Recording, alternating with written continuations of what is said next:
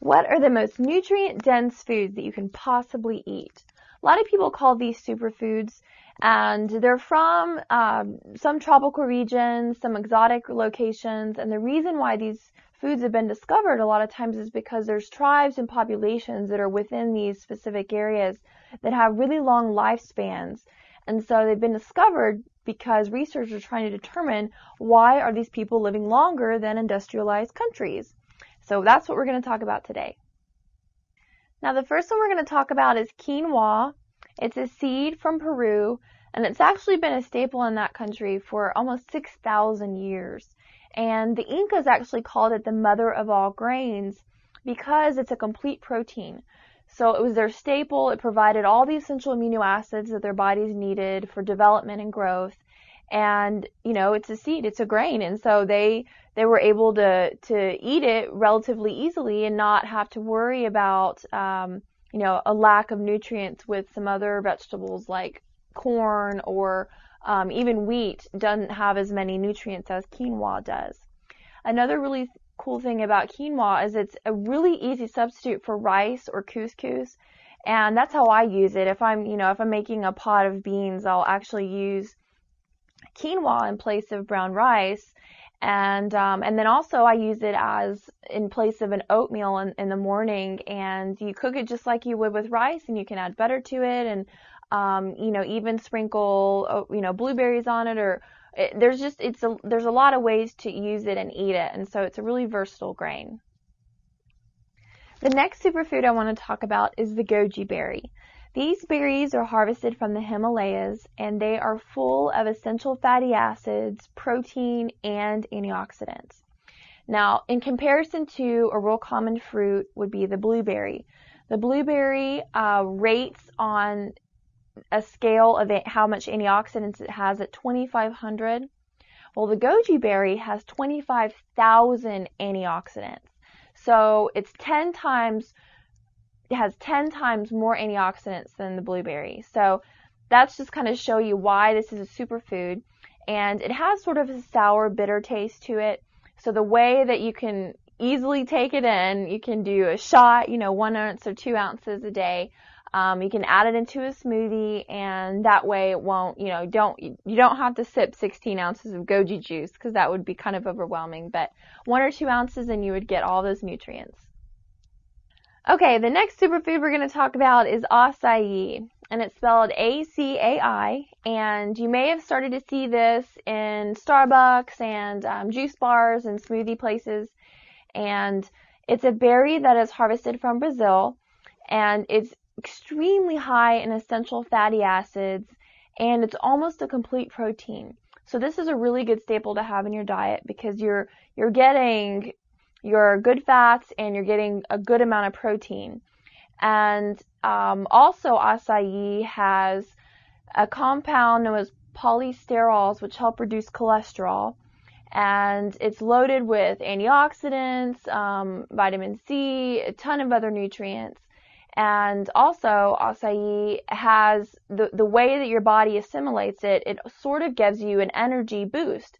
So similar to how you would feel when you drink caffeine, you actually are going to give your body the nutrients it needs in order for you to feel energetic, and then you're not getting the side effects of having caffeine in your diet.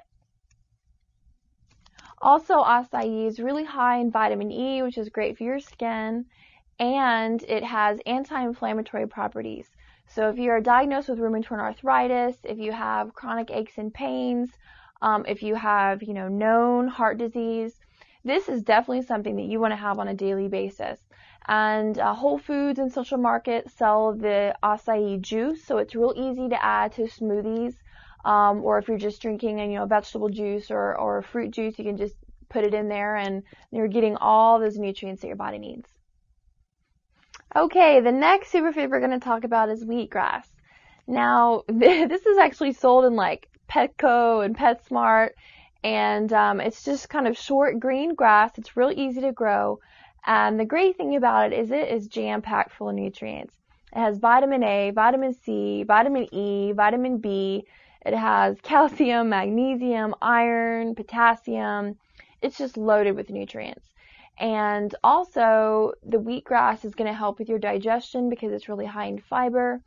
You can juice it and you can add it to smoothies. You can do a shot, 1 ounce or 2 ounces a day. And then you're getting not only all those nutrients, but you're also getting antioxidants and that fiber.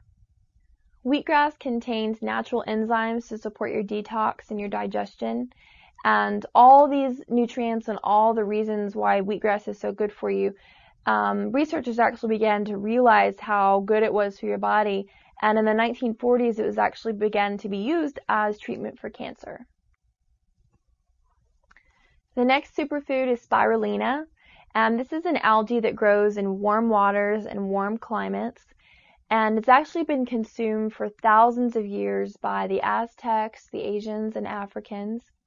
And this has, it's a complete protein, and at 62% of its content is amino acids.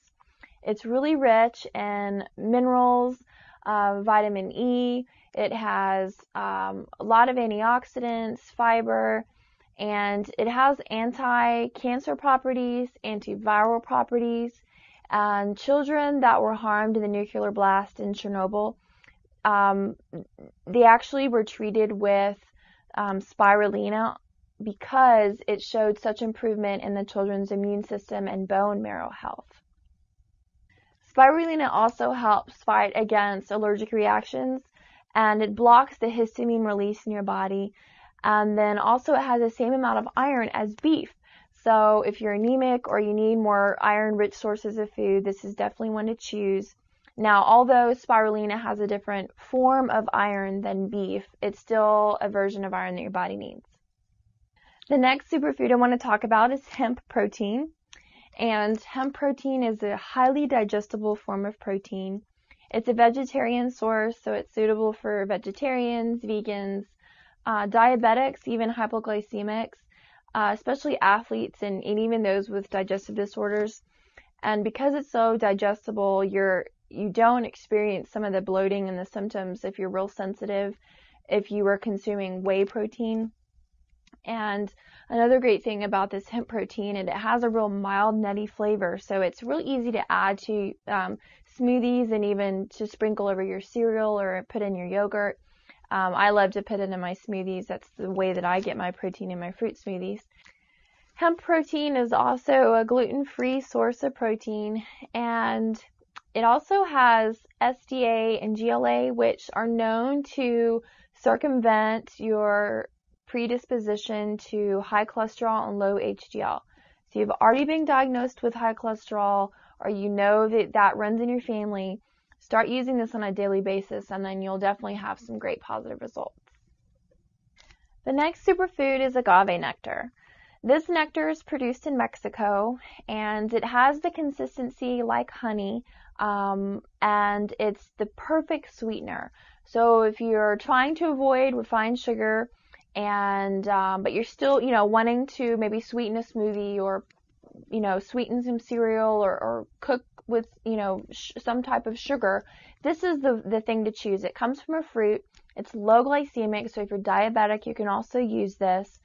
And the way that it proportions out to sugar, 1/3 cup of agave nectar equals 1 cup of sugar. And so add it to your drinks, your smoothies, your beverages, put it on your cereal. And it's a great way to sweeten things, doing it, more healthy way and getting less amount of calories. The last superfood we're going to talk about is stevia. And stevia, it's a sweetener that comes from a leaf, and it's native to South and Central America. And it's actually been used in Japan since 1977. And it is 300 times sweeter than table sugar. So you hardly need to use any of it to sweeten. And then not only that, it almost has no effect on your blood sugar levels. So if you are diabetic or you're just trying to keep your sugar intake low, this is definitely something to use. Now, for some reason, the United States FDA has chosen to not view stevia as a food. It is considered a supplement, so it's not going to be found in the produce area or in, by your honey or anything like that. It's actually going to be in the supplement area. And so look for that to be able to add to, again, your smoothies, your cereals, and even baked products. So these superfoods, power packed full of nutrients, you're not going to find them at your typical grocery store. Make an extra outing, go to a health food store. If you've never been to one, you're just going to be amazed. There's so many foods from all over the country, and these superfoods are going to be there. If you take the time to buy some of these items and incorporate them into your diet, you are definitely going to have great positive benefits, and you're going to feel different. You're going to feel better because these foods have nutrients that your body needs. See you next time.